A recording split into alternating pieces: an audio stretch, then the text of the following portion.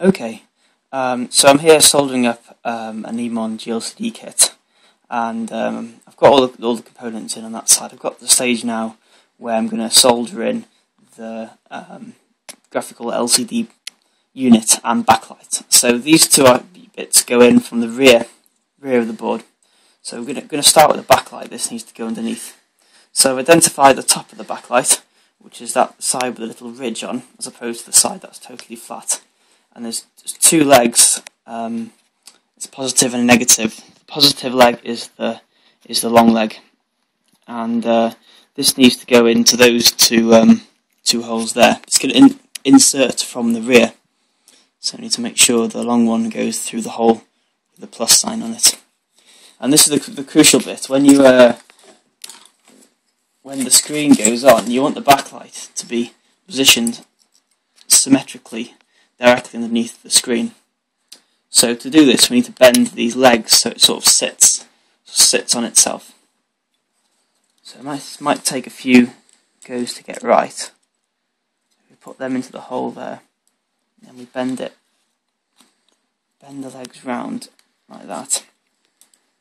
And what we're aiming for is for the backlight to, once sat down, to just line up with these, see those big holes there, where the mini USB sits. If it just sort of touches them, that's about right. So I just need to, yeah. So that's about what we're looking for. And if we look underneath there, can we see the legs sort of fold back on themselves and go through? Let me push that flat there.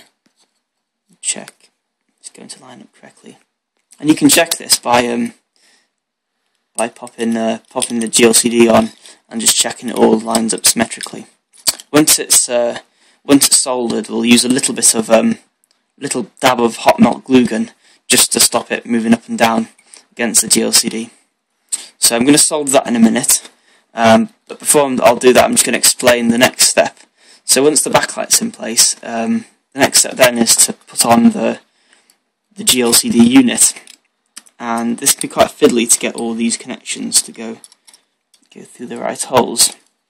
But no, once that's on, the objective here is to get it to sit on top of the backlight.